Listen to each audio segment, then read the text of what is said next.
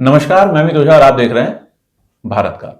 हमने गोरखपुर में एक शुरुआत की। शुरुआत का उद्देश्य ये था कि आप अपने आसपास के जो अच्छे डॉक्टर्स हैं, जो अच्छे हॉस्पिटल्स हैं, उनके बारे में जानें, क्योंकि आजकल ज्यादातर लोग फेसबुक, ट्विटर, इंस्टाग्राम या फिर सोशल मीडिया के माध्यम से जानकारी इकट्ठा करके खुद ही डॉक्टर बन जाते हैं और कभी कभी ये आम इंसान के लिए बहुत ज्यादा खतरनाक भी साबित होता है।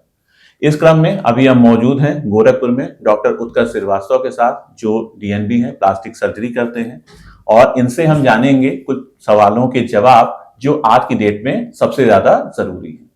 कोई भी व्यक्ति कभी भी, डॉक्टर साहब, आज की डेट में सोशल मीडिया पे एक ऐड देखता है, कुछ जानकारियां इकट्ठा करता है और फिर उसके बाद किसी के पास भी सर्जरी के लिए चला जाता है या फिर कॉस्मेटिक से जुड़ी किसी इलाज के लिए चला जाता है। लेकिन अगर उस व्यक्ति के पास सही मामले में उसकी डिग्री नहीं है और वहां जाके वो अपना इलाज कराता है, तो उससे उसको क्या नुकसान हो सकते हैं? हाल ही फिलहाल में आपने देखा होगा, कानपुर में ऐसा हुआ था।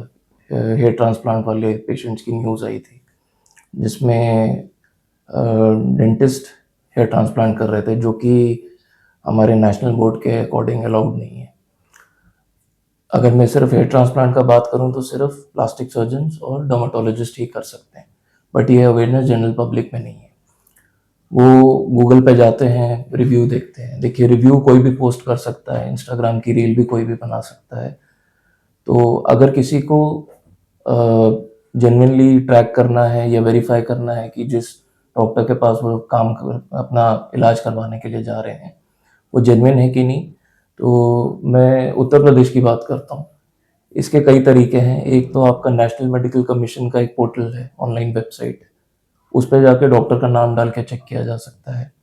इसके अलावा यूपी मेडिकल काउंसिल की वेबसाइट है, उसमें आप डॉक्टर का नाम डालेंगे तो उसके साथ साथ उनकी रजिस्ट्रेशन, उनकी डिग्रीज, फिर आप उनकी डिग्री चेक कर सकते हैं वेदर उन्होंने एमसीएच किया हुआ है या डीआरएनबी किया हुआ है।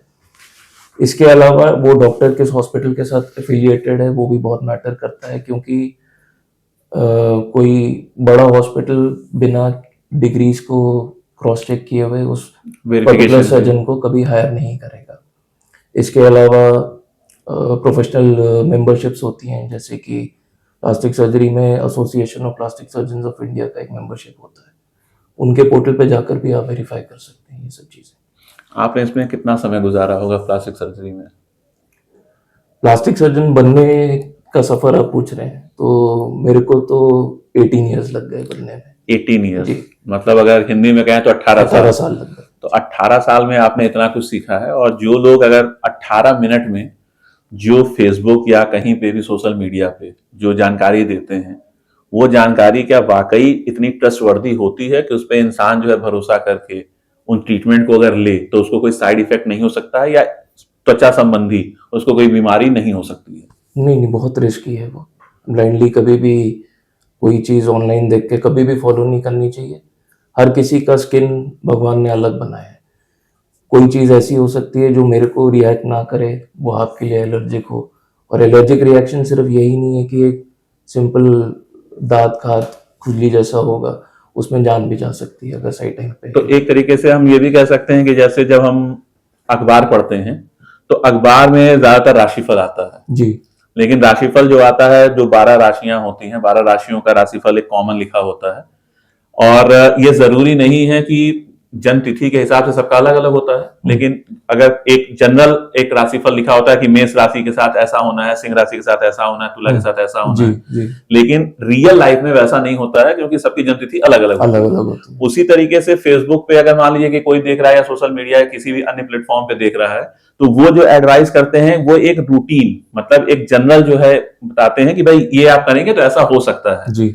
लेकिन जैसा आपने बताया कि हर आदमी की स्किन अलग होती है जी। उस किसी की स्किन सेंसिटिव हो सकती है, किसी की ऑयली हो सकती है, किसी की बहुत ज्यादा हाई जो है सेंसिटिव हो सकती है। तो आपके तरफ से ये सलाह मानी जा सकती है कि अगर कोई सोशल मीडिया पे इस तरीके का है तो उससे बचाव करें, और जो सही वास्तविक बंदा है उससे जो है संपर्क करें। इसमें भी है, सोशल मीडिया में भी आज के टाइम में काफ़ी डर्मेटोलॉजिस्ट हैं, काफ़ी प्लास्टिक सर्जन्स हैं जो ऑनलाइन पॉडकास्ट या वीडियोस बना के पेशेंट एजुकेशन के लिए बनाते हैं, तो उनका आप फॉलो कर सकते हैं। बट वो जैसे मैंने बताया कि आप वेरीफाई कर लीजिए कि जिनका वीडियो देख रहे हैं एटलीस्ट वो जेन्युइन है कि नहीं, उस फील्ड के बारे में जानते हैं। क्योंकि कई बार ऐसे जो टीवी पे विज्ञापन आते हैं जी और कई ऐसे टूथपेस्ट के या फिर ऐसे विज्ञापन आते हैं जो डॉक्टर जो होते हैं एप्रन पहन के जी उसका प्रचार करते हैं, जी लेकिन रियल में कई बार ऐसा होता है कि उसको अगर हम किसी और सीरियल में देखते हैं तो फिर वहां वो पुलिस इंस्पेक्टर बने जी रहते हैं, वो मॉडल रहते हैं। वो मॉडल रहते जी हैं। तो अगर कोई बंदा एप्रन पहन के कर रहा है तो फिर ये भी जो है मान के चलिए कि वो एथिक्स के जो है वो अगेंस्ट है, ये नहीं होना चाहिए। बिल्कुल यानी कि वेरीफाई करना जरूरी वेरीफाई है। करना जरूरी अगर है। किसी को आपसे संपर्क करना हो तो वो कहाँ मिलेगा आपसे? मैं रिजेंसी हॉस्पिटल गोरखपुर में हूँ। यहाँ पे मैं 9 to 5 मेरा ओपीडी टाइमिंग्स है and I am available Monday to Saturday, और कोई इमरजेंसी रहती है तो आई एम अवेलेबल 24/7। भारत काल से बात करने के लिए आपको बहुत बहुत धन्यवाद। Thank you.